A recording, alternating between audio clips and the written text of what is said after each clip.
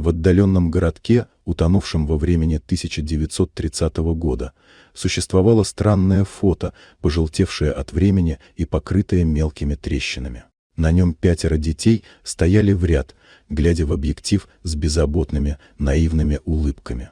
Самая младшая девочка с бантами, затем 2 мальчиков, еще 1 девочка, и замыкал цепочку самый старший ребенок, подросток с серьезным взглядом.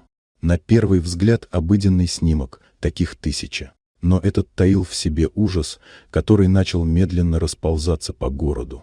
Прошло всего несколько дней после того, как фотография была сделана, когда начались события, которые навсегда изменили жизнь жителей. Один за другим, с промежутком ровно в 1 месяц, дети начали умирать.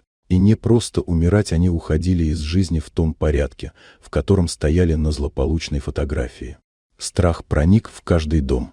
Люди шептались о проклятии, о старой ведьме, якобы когда-то изгнанной из этих мест, а кто-то винил саму камеру, которая могла быть запечатленной смертью.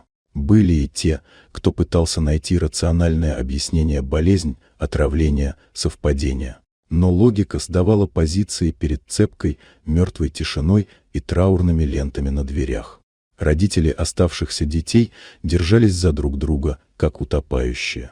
Они не спали, молились, искали защиту в молитвах и заговоренных талисманах, но внутри все сжималось от ужаса перед очередным роковым днем. Когда остались только 2 живых, в город прибыл молодой детектив по имени Эдгар, ведомый не столько долгом, сколько внутренним беспокойством. История дошла до него, как шепот из иного мира. Он начал копать. Поговорил с семьями, просмотрел церковные архивы, рыскал по запыленным подвалам мэрии и изучал каждую деталь прошлого городка.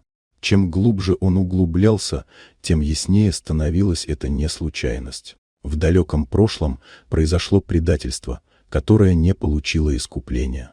История о несправедливости, заглушенной молчанием, но не забытой. Дети оказались не жертвами случайности, они стали последним звеном в старой цепочке вины.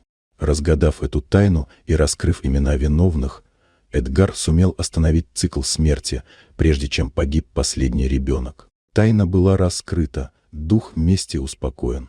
Финалом стала тихая церемония у нового памятника, поставленного на месте, где нашли последнюю жертву. Сквозь витражи старой часовни пробивался мягкий свет, ложась на надгробие 5 детей, словно отпуская их навсегда.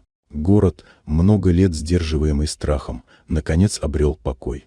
Память о детях осталась как напоминание о силе правды, цене молчания и том, что прошлое не умирает, пока его не назовут по имени.